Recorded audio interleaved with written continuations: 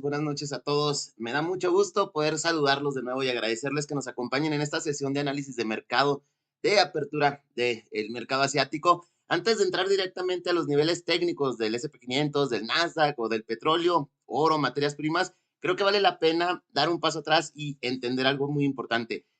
Porque cada vez que ocurre un conflicto internacional, ya sea en el Medio Oriente, Europa o Asia, lo primero que aparecen en los medios, pues es una narrativa muy clara. Esto va a provocar un colapso en los mercados. Sin embargo, cuando revisamos los datos históricos, la historia es bastante distinta, ¿no? Bastante diferente. Permítanme mostrarles una foto que tengo aquí. ¿Qué nos dice? ¿Qué nos dice la tabla? Miren, la tabla que estamos viendo analiza cómo ha reaccionado el S&P 500, es el gráfico en relación al movimiento del S&P 500 después de eventos geopolíticos importantes a lo largo de más de 80 años. Eventos como la Segunda Guerra Mundial, la crisis de los misiles en Cuba, Pearl Harbor, el asesinato a John Kennedy, el petróleo, el embargo de petróleo de los años 70, el ataque del 11 de septiembre, la crisis financiera del 2008, la invasión a Ucrania en el 2002 también, y recientemente incluso eventos vinculados ya de Estados Unidos con Irán. Cuando vemos los promedios históricos, encontramos, disculpen, algo muy interesante. Después de datos de estos eventos, el S&P 500 suele tener ligeras caídas al mes, pero a 3 meses, 6 meses y 12 meses, el mercado suele recuperarse. Promedios históricos aproximados, un mes 0.9%, a los 3 meses aproximadamente el 0.8% positivo, a los 6 meses el 3.4% positivo y a los 12 meses también en términos generales termina siendo positivo.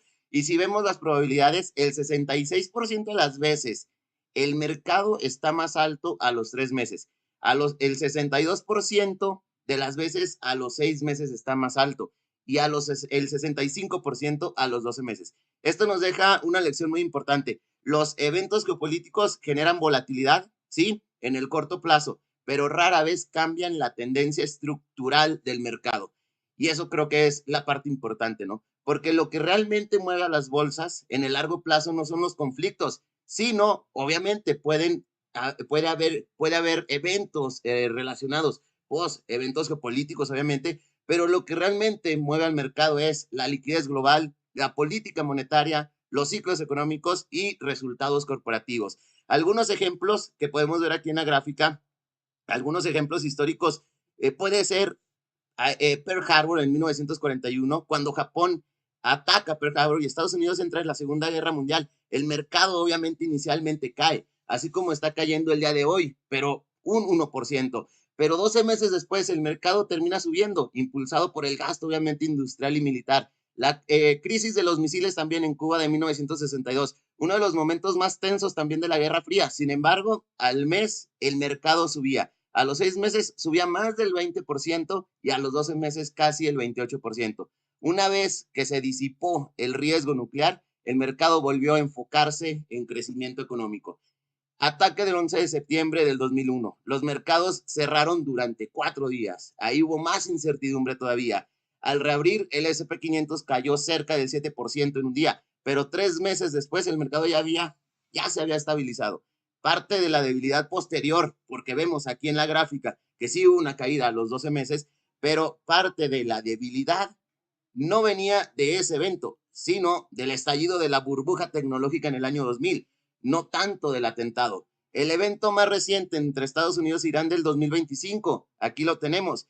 Un ejemplo puntual, porque va muy relacionado con lo que está sucediendo el día de hoy, pues la operación militar incluyó bombardeos, ya lo sabemos, contra 3 instalaciones claves, Fordo, Natshan y Asafahan, discúlpenme la pronunciación del último, realizados con bombardeos, ¿no?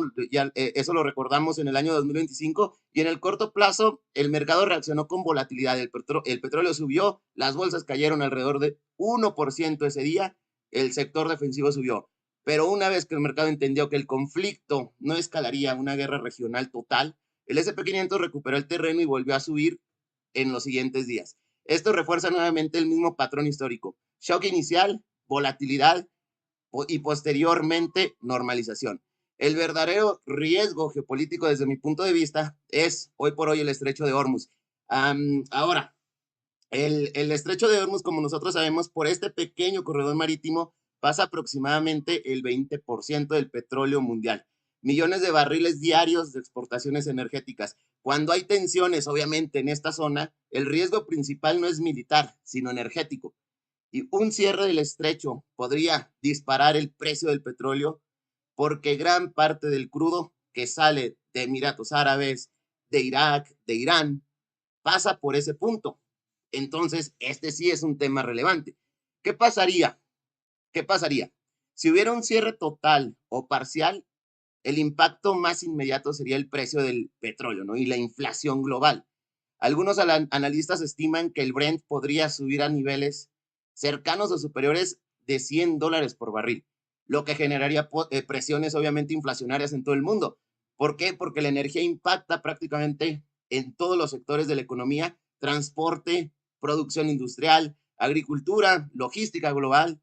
Cuando sube el petróleo, sube el costo de mover bienes y producir alimentos.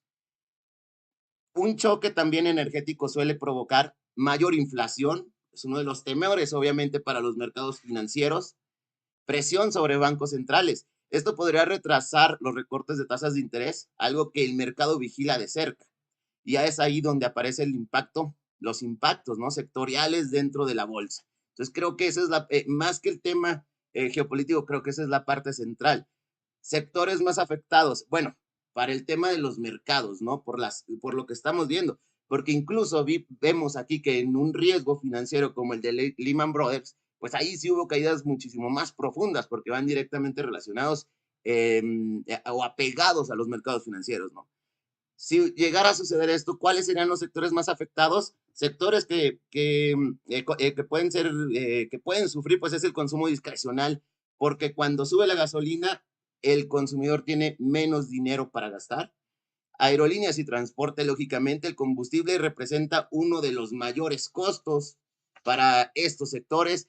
Tecnología de alto crecimiento, si las tasas se mantienen altas, las valuaciones tienden a comprimirse, lógicamente. Sectores que suelen beneficiarse, por otro lado, pues la energía, empresas petroleras y de gas suelen subir cuando el crudo o el petróleo sube. Defensa, ya lo hemos visto, las empresas petroleras, perdón, los conflictos geopolíticos suelen aumentar, ¿no? El gasto militar impulsado a empresas de defensa y oro, obviamente, como materia refugio, como activo refugio. Muchos inversionistas lo utilizan, ¿no? En estos momentos de incertidumbre. Escenarios más probables desde mi punto de vista, pues históricamente lo común, ¿no? Tensión geopolítica, caída inicial del mercado, aumento de la volatilidad y recuperación posterior. En muchos casos estas correcciones iniciales suelen ser entre el 5, 3%. Hoy está el SP 500 cayendo. La verdad es que yo me imaginaba posiblemente una caída un poquito más robusta, a lo mejor del 1.5%. Hoy por hoy el SP 500, si vemos el gráfico desde el cierre del viernes, vemos una caída del menos del 1%, 0.98%. Entonces, creo que el mercado empieza a descontar que ya lo que pasó, pasó, y ahora si incrementa la incertidumbre o hay nuevas señales de una posibilidad de que la guerra escale, pues ahí creo que podrían venir los índices accionarios a sufrir bastante, o también lo del estrecho, ¿no? En caso de un cierre del estrecho de Hormuz, creo que ahí también, por el descontar una inflación más consistente y menos liquidez ante la bajada o menos bajadas de tipos de interés, creo que ahí sí podría sufrir los mercados financieros. Así que la historia, pues, del mercado nos deja una lección bastante clara. Los eventos geopolíticos pueden generar miedo en el corto plazo, sí, pero rara vez cambian la tendencia estructural del mercado. Creo que lo que podrían sí hacer es acelerar lo que ya podría venir para los mercados financieros, ¿no? Muchas veces los catalizadores son este tipo de eventos ante una posible corrección que en teoría no sería ni siquiera una sorpresa para el SP 500. Y no hablo de un cambio estructural, de una tendencia correctiva de largo plazo, sino de una corrección para un movimiento alcista, ¿no? Una toma de liquidez, un respiro para los índices que pudieran significar una, en teoría, oportunidad para que los múltiplos se volvieran a componer un poco y buscar un nuevo tramo al alza. Así que por eso, para los inversionistas, la clave no es reaccionar al titular del día, sino entender el contexto macro completo, ¿no? Y con esto, pues con este contexto, pues vamos a iniciar la parte de los niveles técnicos para los principales activos y voy a pasar también a saludarlos aquí al chat.